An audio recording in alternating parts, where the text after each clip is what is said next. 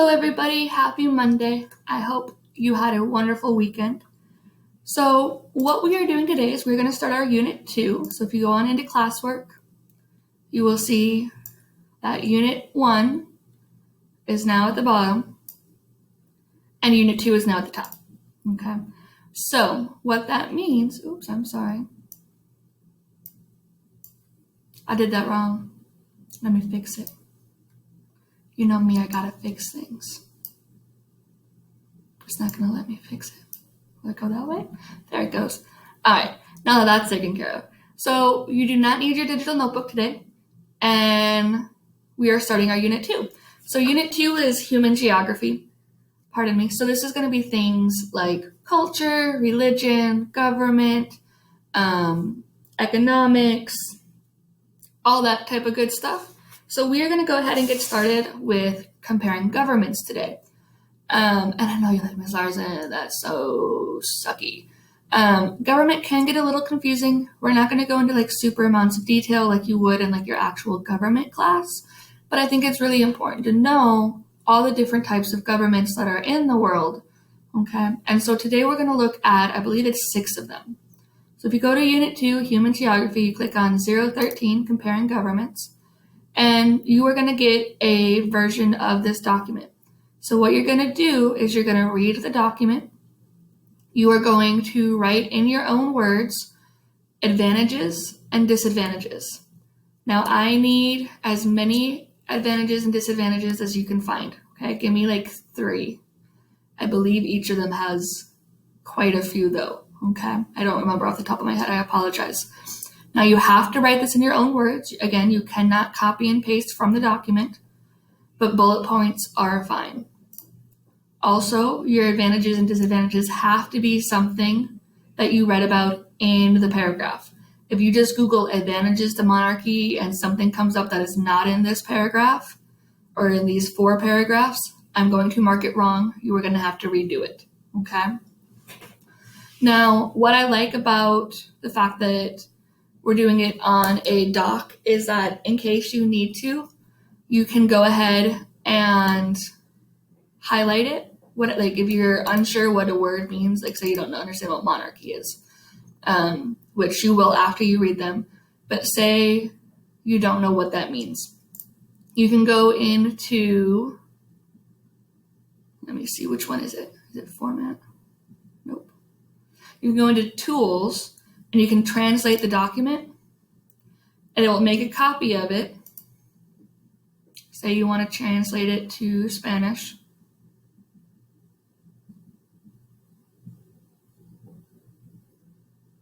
Maybe. It will create a new document and it will translate the entire thing. Now, of course, this is using Google Translate, so it's not going to be perfect, but it will at least hopefully help you if you have some of those, if you don't understand what a word means in English. Okay, so again, in order to do this, you go to Tools, Translate Document, and it will translate it for you. Again, this is only if you need it, okay? So what you're going to do is you're going to read your 4 paragraphs. You're going to type in your advantages and your disadvantages. Type here, okay? You're going to give me as many as you can find. Another thing I like about the fact that we're doing it on a doc is that if you need to highlight things, you can do that. You can hit this little button right here. You can highlight things. What I like to do, what I like to encourage kids to do in class is, for example, advantages can be green and disadvantages can be red. Okay. Now you still need to type them out. You can't just highlight them. But while you're reading, so monarchies have several advantages. First, when a monarch has complete power, so you can type monarch has complete power, and then you can highlight that in green. And you know that's an advantage, okay? You cannot just copy paste this, put it in your own words. Again, it's kind of hard. It's 4 words, so it's whatever. But I do want it typed out as well, okay? Again, if you don't want to highlight, you don't have to highlight. This is just something that I have found kids really enjoy. in class because it helps color code your brain, helps your brain recognize, hey, this is good, or hey, this is bad, okay? So if you have any questions about this assignment, please let me know either through Google or Remind or email. Otherwise, what's going to happen now is I'm going to read you all of these things. So if you're like, I really don't want to hear Ms. Larson talk about this, you can peace on out. That is all we're doing for today. But if you would like me to read it, please stick around and I will go ahead and do that. Otherwise, I will see you all next class period, and I hope you have a wonderful rest of your day. Bye, y'all.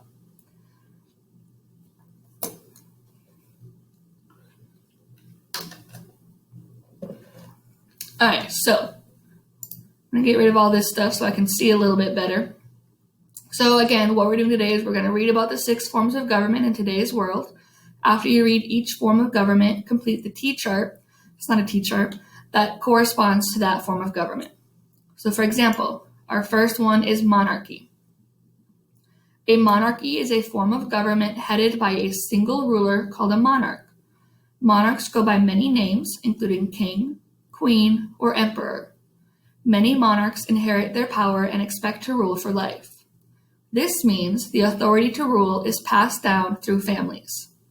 When a monarch dies, a relative, usually a son or daughter, becomes the next monarch. Monarchies are one of the oldest forms of government still found in the world today. Hundreds of years ago, some monarchs ruled with unlimited power.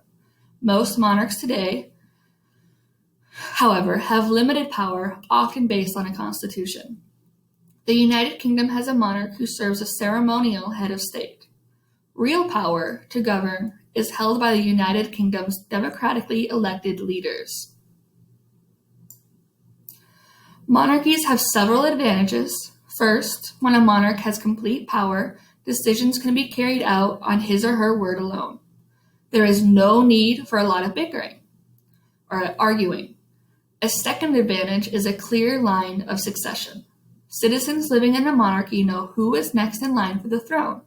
And finally, a monarch can inspire great loyalty among his or her subjects, thus creating a strong bond to hold a nation together. Excuse me, I had a hiccup. At the same time, a monarchy has some major disadvantages. One is the varying quality of hereditary leaders, meaning mom was, or dad was, mom was, but dad was, mom was. So it's family. Oh, pardon me. A successful monarch in one generation may be followed by a very unsuccessful one in the next. He or she may make poor choices. Another is how difficult it is for a monarch to run a modern nation, a job that has simply become too big for any but the most exceptional monarchs to do well. I encourage you to pause the video at this point so you can type out your advantages and disadvantages. Go ahead and press play when you're ready. Our second form of government is going to be a dictatorship. Dictators take and hold power by force. Most dictators come to power after violently overthrowing the government. Some dictatorships may be led by a single person, sometimes from the military, or a small group of military officers or political leaders. This often happens during a time of political unrest or a national emergency. Dictatorships share some of the advantages of absolute monarchies. Power is centralized in the hands of a single military or political leader who can get things done efficiently. With control of the military and police, the leader can put an end to political unrest and maintain peace and order. That same power, however, can easily lead to disadvantages. Dictators can abuse citizens who oppose the dictator's rules. Citizens who oppose a dictatorship may be thrown in jail, tortured, or even killed without cause. Over time, citizens may demand that the dictator return control to elected officials. This can lead to riots or civil war, making it next to impossible to govern the nation. Again, I encourage you to pause the video here, get your notes taken for advantages and disadvantages.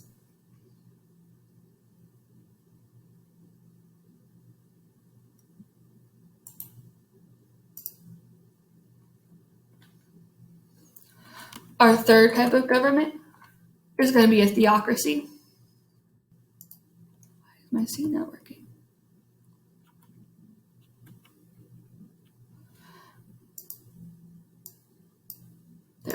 Sorry. A theocracy is a government headed by religious figures, okay, or leaders. In ancient times, theocracies were super common, with government officials serving as religious leaders as well. So there's no separation of church and state, okay? There are very few theocracies in the world today, however. So having a government based on one set of religious beliefs has some advantages. A single state-supported religion encourages political and social unity, and it also encourages that leaders make their decisions in line with citizens' values and beliefs. One second. Apologies, I had a sneeze. I'm going to reread that last sentence because I'm pretty sure I read it wrong. It also ensures that leaders make their decisions in line with citizens' values and beliefs. Okay? Making sure everyone follows the teachings of one religion can be kind of hard, though, okay? Citizens who don't believe in that religion can have their rights abused, and then religious warfare can even break out between the citizens of different beliefs, of different religions, who are fighting for control of the government, okay? Go ahead and type your advantages and your disadvantages. Pause the video, and we'll be back with number 4.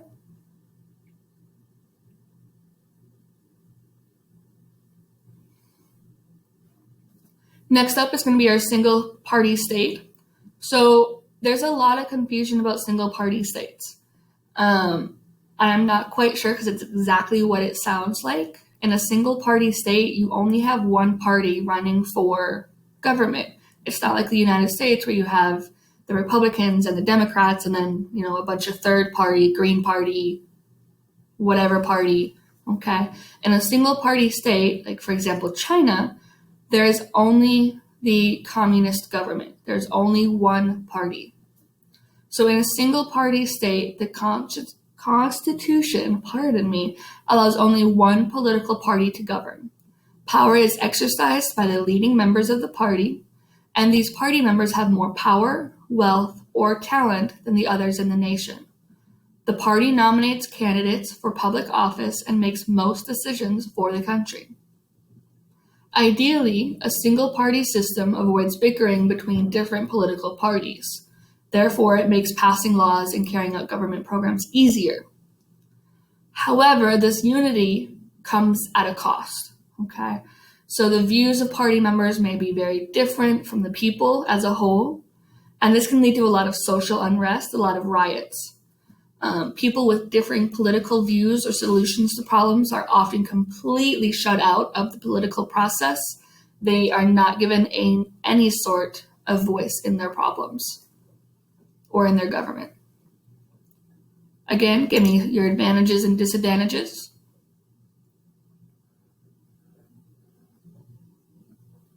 Now, parliamentary democracy.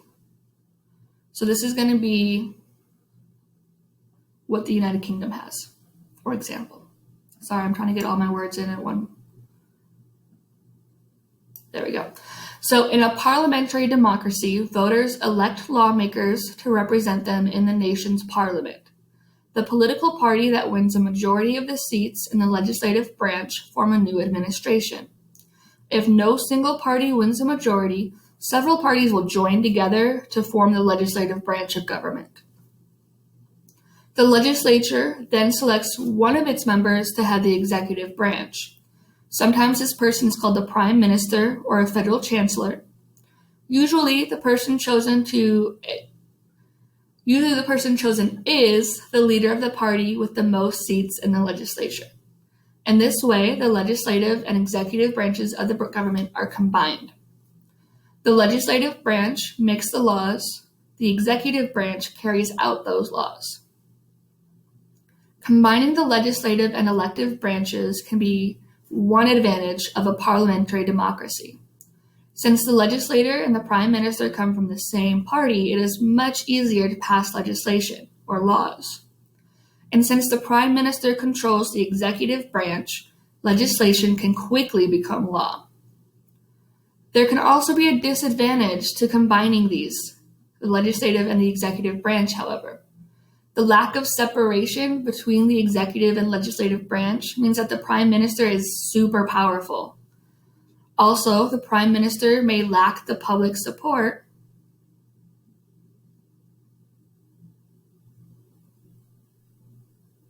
Am I still recording? Because my internet just went out.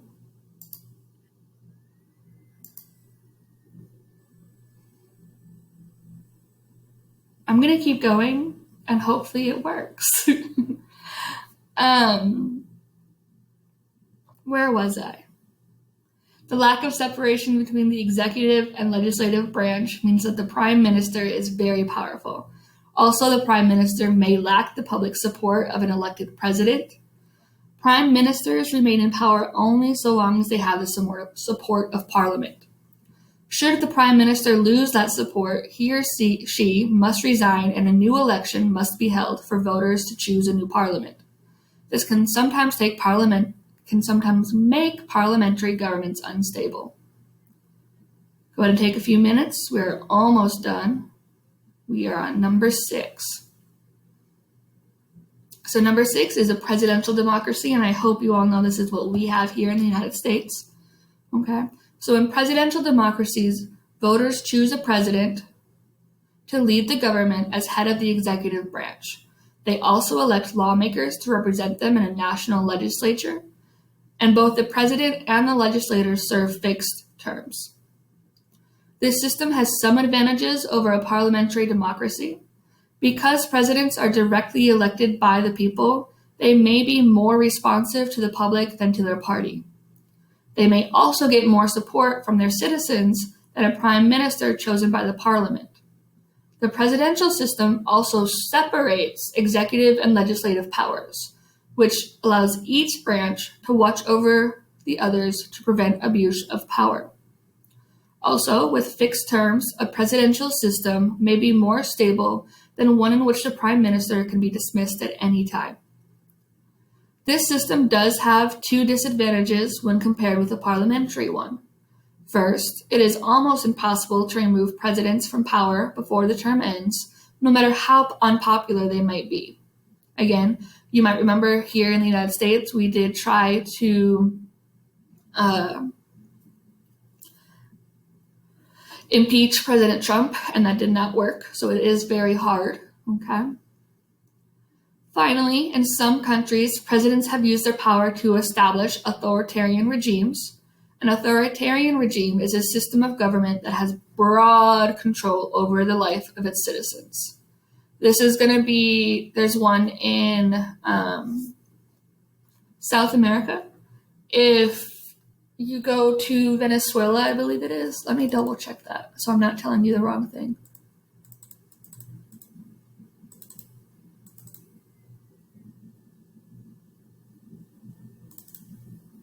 Yeah, if you go to Venezuela, they have a president. However, he's more like a authoritarian dictator because he's been president for so long. Okay.